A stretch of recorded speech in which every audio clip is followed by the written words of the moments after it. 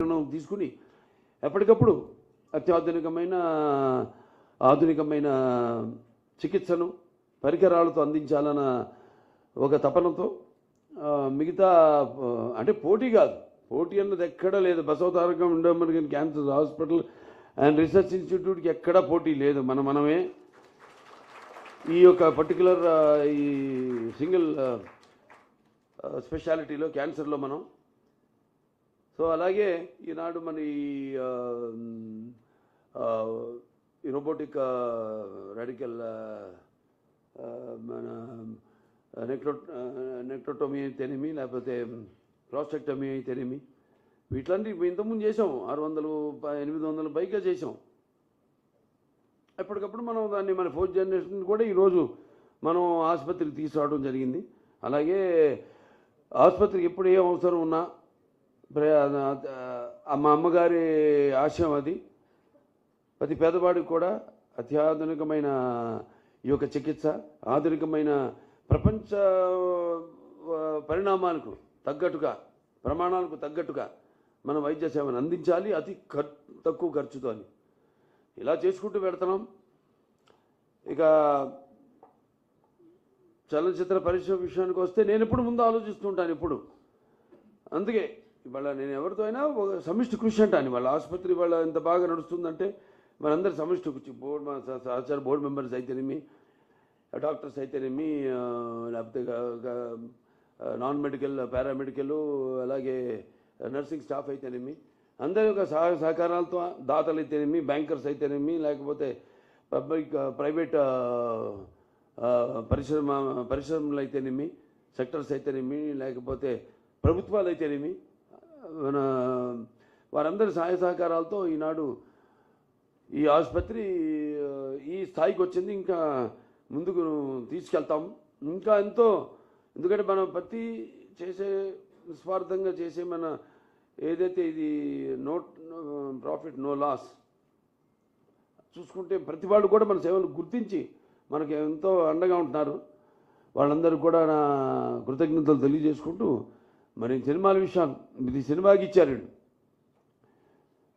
సినిమాను కూడా అంటే కళ్ళు మూసుకుంటే కలిగేది కన్నా కళ్ళతో అభినయించేది కళ, నిద్రపోతున్నప్పుడు కనేది కళ, నిద్రపోతున్న సమాజాన్ని మేల్కొల్పేది కళ. దానికి నా రామారావు గారే ఒక నిదర్శనం. ఎందుకంటే అనేది ఎప్పుడు రుణం ఉంచుకునేవారు కాదు.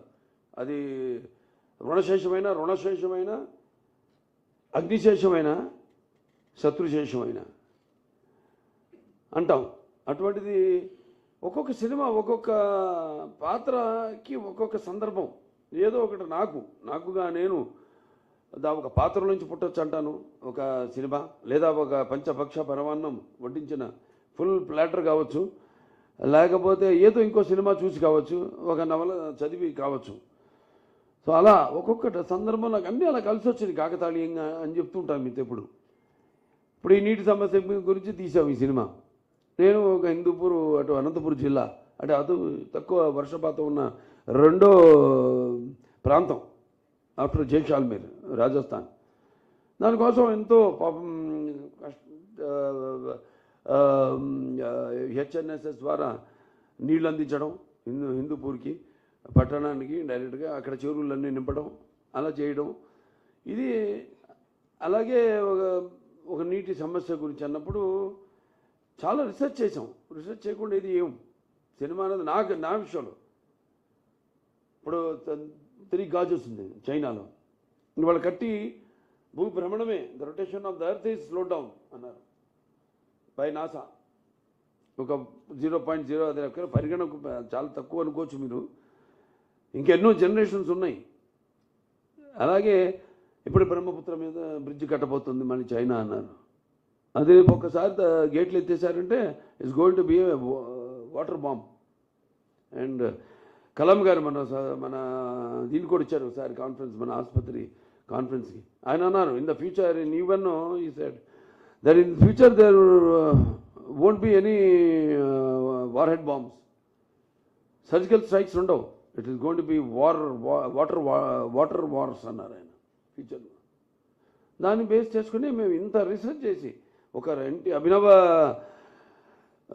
భగీరథుడు ఎన్టీ రామారావు గారి నుంచి, ఒక సర్ ఆర్థర్ కాటన్ ధర నుంచి, ఒక ఎన్టీఆర్ నుంచి, ఒక చంద్రబాబు నాయుడు గారి దగ్గర నుంచి అన్నీ మేము ఆలోచించి ఒక ప్రతి సినిమా, ఏ సినిమా అయినా సరే, సో ఇలా చాలా రీసెర్చ్ చేస్తాం, సర్వే, మార్కెట్ సర్వే చేస్తుంటారు అందరూ. ఒక ప్రోడక్ట్ తీసుకోవాలంటే ఆ ప్రోడక్ట్ కాంపిటీటర్స్ ఎవరు, అసలు మనం ఉండగలుగుతామా, can be survive in this competition అన్నది నేను ఎప్పుడు అందుకే ముందు ఆలోచిస్తాను. అంటే ముందు we are like everyday essential commodity, నిత్యావసర వస్తువును. సో దానికి ముందే, వాళ్ళు ఊహించిన దానికి ముందే ఆ ప్రోడక్ట్ని తీసుకొచ్చేసి ఫ్యూచర్ రాబోయే ప్రోడక్ట్ని ఇచ్చేస్తాం ముందే. అది నేను ఫాలో అయ్యేది. దానికి మా నాన్నగారు రామారావు గారే నాకు స్ఫూర్తి. అలాగే ఆసుపత్రి కూడా ప్రతిదీ ఏ విషయంలో అయినా అందరం కూర్చొని ముందే ఆలోచించుకుని ఎలా మనం ప్రజల కోరికలను మనం తీర్చాలి, వాళ్ళు ఏ విధంగా ఆశిస్తున్నారో వాళ్ళు ఆశించిన దానికి ధీటుగా మనం నిలబడాలి అన్నది. సో ఈ యొక్క విషయంలో అందరికీ కేవలం ఇది కలకిచ్చినట్టు కాదు, మొత్తం ఇది మా నాన్నగారు అమ్మగారికి నేను అంకితం చేస్తున్నాను. నా ఫైనల్ వస్తుంది, అది కూడా బాలవాక్కు బ్రహ్మవాక్కు. డెఫినెట్గా తప్పకుండా రామారావు గారికి అతి త్వరలోనే భారతరత్న ఇచ్చి తీరాల్సిందే, ఇస్ మై డిమాండ్. నాకు ఇచ్చినందుకంటే కూడా ఐ వాంట్ నాన్నగారికి భారతరత్న రావాలి. ఎందుకంటే అంటే మన దేశంలోనే ఒక సంస్కరణలు, అంటే పేదవారికి ఒక ఈ ఇన్సెంటివ్స్ అయితేనేమి, ఇవన్నీ తీసుకొచ్చిన ఎంతమంది ఉండొచ్చు, అంతకుముందు ప్రధానమంత్రులు ఉండొచ్చు, వాళ్ళ లిబరలైజేషన్ చేసి ఉండొచ్చు కంట్రీని. Economical liberalisation is different and individual states reforms are different. So is the adi of reforms in the country when it comes to 2 kilo బియ్యం 2 రూపాయలు కానివ్వండి, లేకపోతే మహిళలకి ఆస్తులు సమాన హక్కు కానివ్వండి, లేకపోతే పక్కాయిడు కానివ్వండి, పెన్షన్లు కానివ్వండి, ఇటువంటి చెప్పుకుంటూ పోతే బోల్డ్ అని.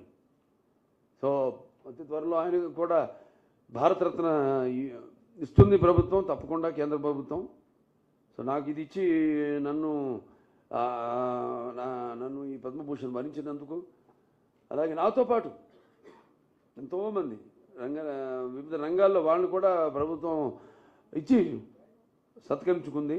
ఇది నాకు ఇవ్వడం అంటే నా చలనచిత్ర పరిశ్రమకు గౌరవించినట్టుగా నేను భావిస్తూ, మరి సేవారంగంలో ఇటు మన Basavataraka Indo American Cancer hospital అయితేనేమి, అక్కడ నా హిందూపూర్ ప్రజానికం అయితేనేమి, వాళ్ళందరికీ కూడా ఈ గౌరవం దక్కినట్టుగా భావిస్తూ నేను సెలవు తీసుకుంటున్నాను.